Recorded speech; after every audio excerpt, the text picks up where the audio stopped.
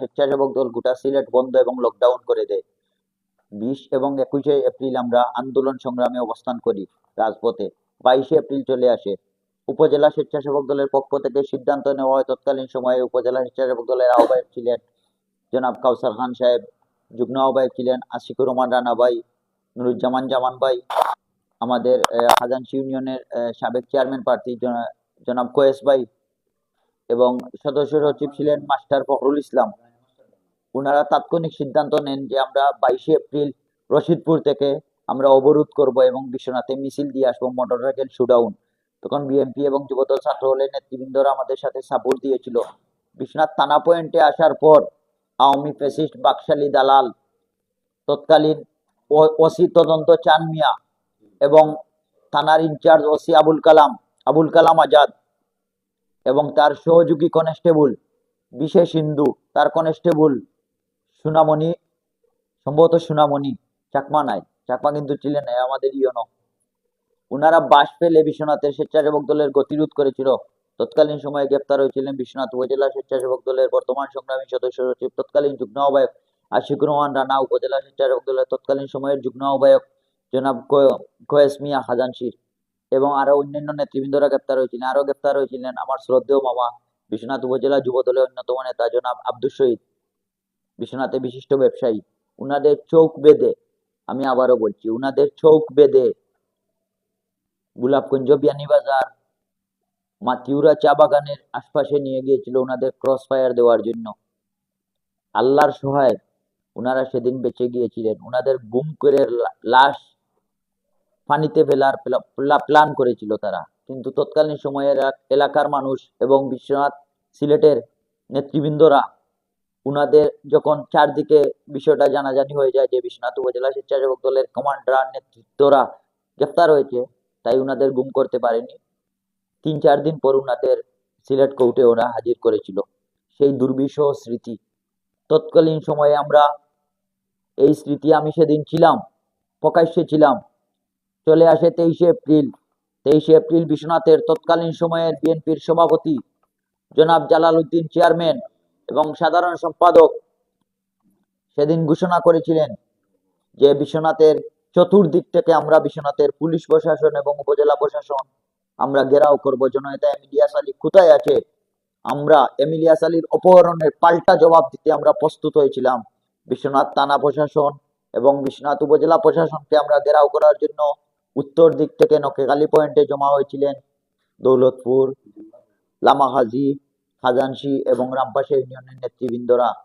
দৌলতপুর ইউনিয়নের তৎকালীন সময়ের চেয়ারম্যান বিশ্বনাথ উপজেলা বিএনপির বর্তমান সভাপতি জনাব আব্বাস আলী, রামপাশা ইউনিয়নের তৎকালীন সময়ের চেয়ারম্যান জনাব আনোয়ার খান সাহেব, লামাহাজি ইউনিয়নের তৎকালীন সময়ের এবং বর্তমান চেয়ারম্যান তৎকালীন বিএনপির সাংগঠনিক সম্পাদক জনাব কবির হোসেন দোলামিয়া, খাজানশি ইউনিয়নের তৎকালীন চেয়ারম্যান এবং বিশ্বনাথ উপজেলার বর্তমান জামাতের আমির জনাব নিজামুদ্দিন সিদ্দিকী, উনারা রামপাশা থেকে সবাই এসে নকেখালী পয়েন্টে অবস্থান করে আমাদের সাথে ছিলেন বর্তমান দৌলতপুর ইউনিয়ন বিএনপির সংগ্রামী বর্তমান সাবেক সাধারণ সম্পাদক বর্তমান সংগ্রামী চেয়ারম্যান হাফিজা রহমান সাহেব, দৌলতপুর ইউনিয়ন বিএনপির সভাপতি ইসমাইল খান সাহেব এবং আমাদের স্বেচ্ছাসেবক দলের তৎকালীন বর্তমান সাবেক সভাপতি বর্তমান বিএনপি যুগ্ম সম্পাদক জনাব কাউসার খান সহ অন্যান্য নেতৃবৃন্দরা। আমরা নকেখালী থেকে নসিমপুর পর্যন্ত আমরা এখানে অবস্থান নিলাম।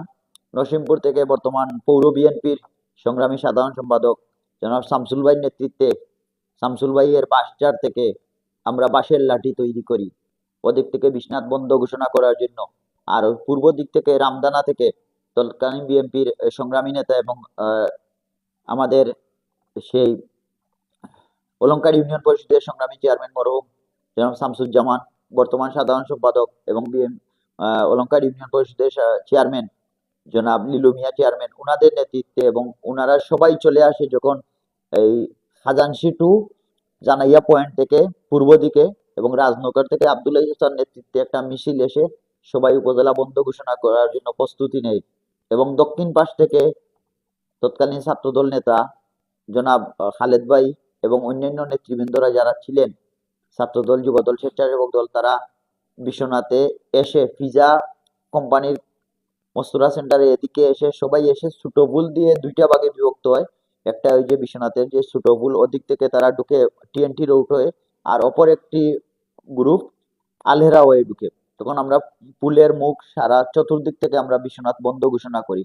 তখন তৎকালীন কুখ্যাত কাফির মুনাফিক আওয়ামী লীগের ফ্যাসিস্টের দালাল আবুল কালাম আজাদ, বিশ্বনাথের প্রধান ওসি এবং উনার আন্ডারে তদন্ত ইনচার্জ চানমিয়া ওসি, উনাদের নির্দেশে বিশ্বনাথের নিরীহ মানুষের উপর গুলিবর্ষণ করা হয়। প্রথমে টিয়ার সেল, পরে রাবার বুলেট, পরে কাঁদানু গ্যাস, এরপর সরাসরি গুলিবর্ষণ করা হয়।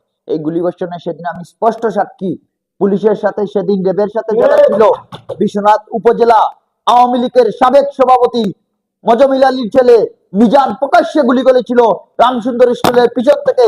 সেই গুলি যখন আব্দুল্লাহ ইসাকে উদ্দেশ্য করে গুলি করা হচ্ছিল, আব্দুল্লাহ ইসা বললেন, এই বসে পড়ো সবাই, গুলি হচ্ছে। আমাকে টান দিয়ে তিনি সরিয়ে দিলেন গুলির সামনে থেকে। মনোয়ার ভাইয়ের বুকে এপুর থেকে অপুর হয়ে গিয়েছিল। রাজনগরের মনোয়ার ভাইয়ের বুক, চোখের সামনে জাকির ডলে পড়লো, চোখের সামনে সেলিম ভাই ডলে পড়লো।